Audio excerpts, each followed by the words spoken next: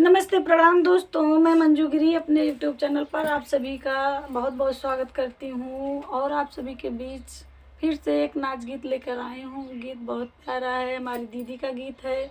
जैसा लगे कमेंट में ज़रूर बताना, और अच्छा लगता है तो लाइक शेयर सब्सक्राइब करना, हमें भी आगे बढ़ाना। पहिनब जरूर हो सिकंदर साड़ी चूनर राजा, पहिरब जरूर हो सिकंदर साड़ी चूनर राजा। सड़िया पहिने हम, सड़िया पहिने हम, गैले बाजार हो बजरिया का छैला बोले, बीबी हमार हो बजरिया का छैला बोले, बीबी हमार हो बजरिया का छैला बोले।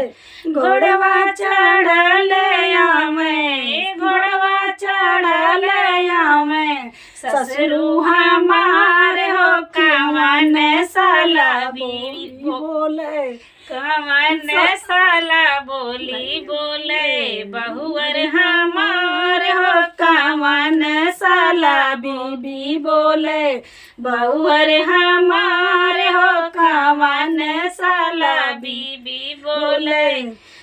पहिनब जरूर हो सिकंदर साड़ी चूनर राजा, पहिरब जरूर हो सिकंदर साड़ी चूनर राजा। सड़िया पहिने हम, सड़िया पहिने हम, गैले बाजार हो बजरिया का छैला बोले, बीबी हमार हो बजरिया का छैला बोले, बीबी हमार हो बजरिया का छैला बोले।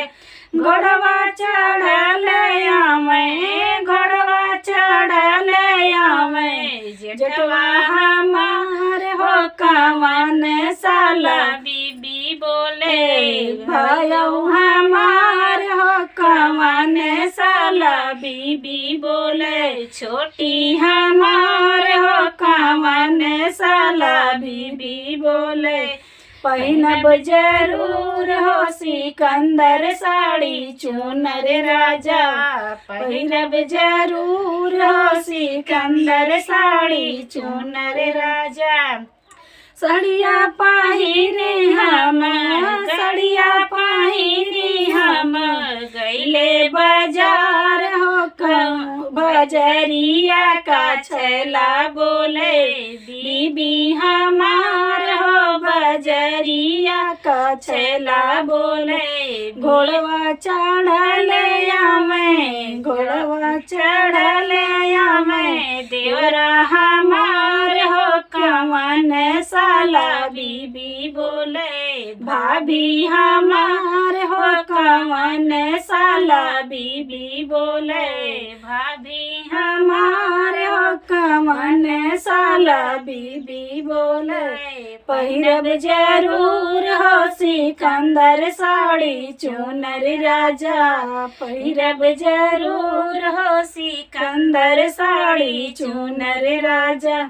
सड़िया पहिने हम, सड़िया पहिने हम, गैले बाजार हो बजरिया का छैला बोले, बीबी हमार हो बजरिया का छैला बोले। घोड़वा चढ़ल आमे, बलमु हमार हो कवन साला बीबी बोले, धनिया हमार हो कवन साला बीबी बोले, बीबी हमार हो कवन साला बीबी बोले। पहिनब जरूर हो सिकंदर साड़ी चूनर राजा, पहिरब जरूर हो सिकंदर साड़ी चूनर राजा।